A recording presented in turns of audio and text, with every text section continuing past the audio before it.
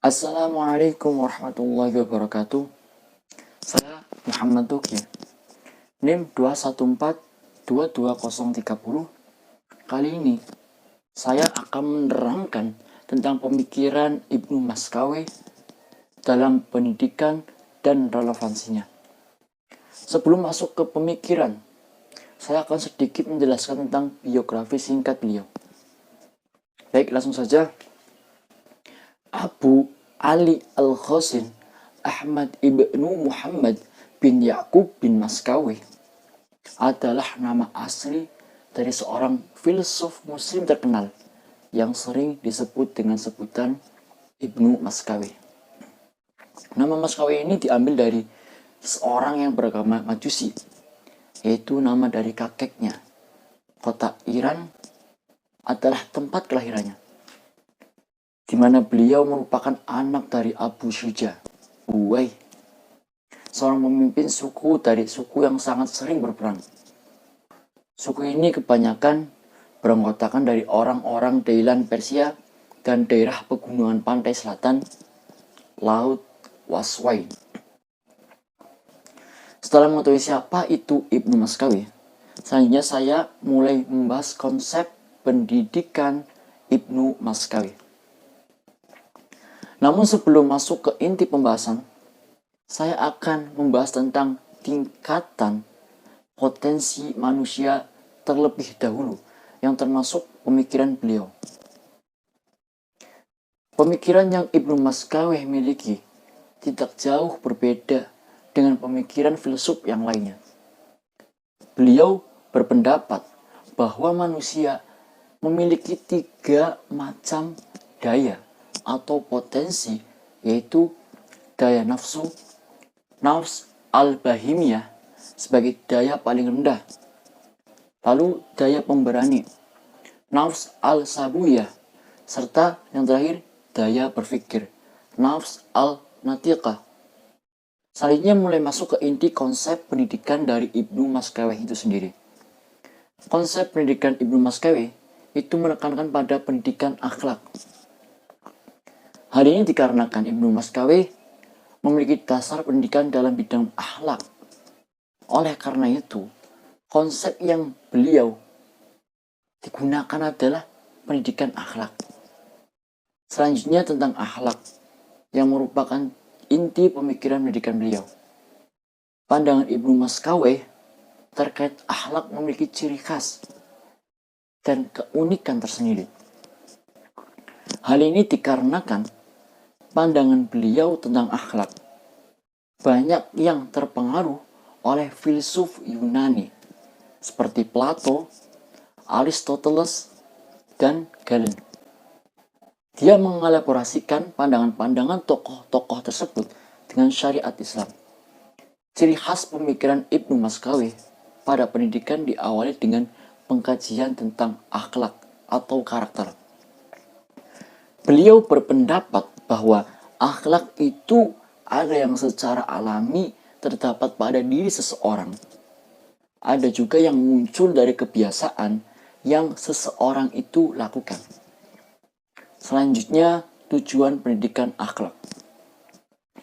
Dikatakan oleh Ibnu Maskawih bahwasanya tujuan dari pendidikan akhlak itu tercapainya sikap batin yang dapat menimbulkan efek secara spontan guna menghasilkan semua perbuatan yang memiliki nilai baik,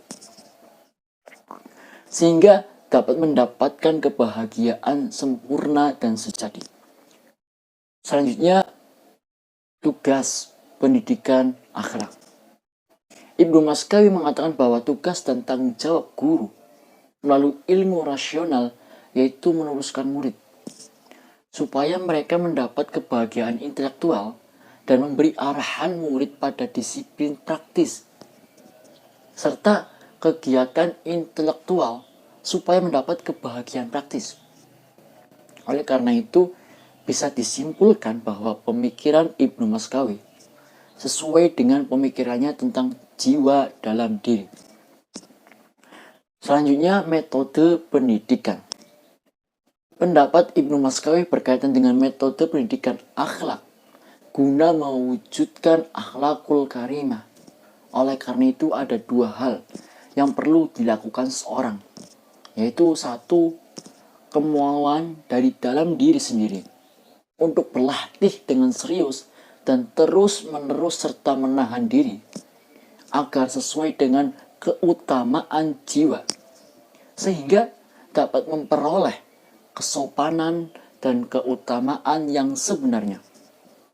Yang kedua, mengambil ibroh dari pengalaman dan pengetahuan orang lain dan dijadikan sebagai cermin bagi diri kita. Selanjutnya, materi pendidikan akhlak.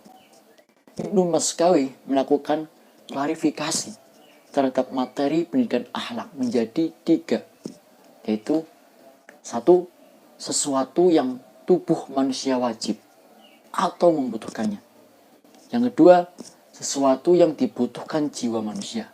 Yang ketiga, sesuatu yang dibutuhkan untuk hablum minan nas. Klarifikasi ini tidak lepas atau berkaitan dengan daya jiwa manusia. Selanjutnya, lingkungan pendidikan. Kebahagiaan dapat diraih dengan bantuan orang lain. Hal ini dilakukan dengan kerjasama, serta keduanya saling melengkapi.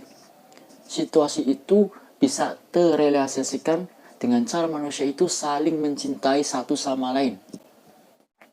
Selanjutnya, konsep pembelajaran Ibnu Maskawi. Ibnu Maskawi berpendapat bahwa pembelajaran akan berjalan lancar jika 1. Mengobservasi tahap persiapan. Yang kedua, mempertahankan keseimbangan sikap peserta didik dalam sebuah aturan yang memiliki sifat khusus, di mana hal ini harus menyesuaikan dengan fisik maupun psikisnya. Yang terakhir, relevansi pemikiran Ibnu Maskawi. Pada era modern, di era sekarang ini, pemikiran Ibnu Maskawi dalam pendidikan relevansinya yaitu untuk menghadapi tantangan global di era sekarang, murid maupun guru harus selalu berpegang teguh terhadap pendidikan akhlak.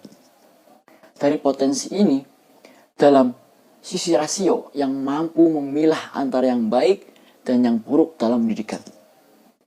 Pengalaman dan pengajaran diharapkan pondasi yang kokoh dari akhlak yang mulia bisa diciptakan. Mungkin cukup sekian pembahasan tentang pemikiran Ibnu Maskawi yang dapat saya sampaikan. Kurang lebihnya mohon maaf. Saya Muhammad Duki, Cah Singkong Kejar Mimpi. Terima kasih. Wassalamualaikum warahmatullahi wabarakatuh.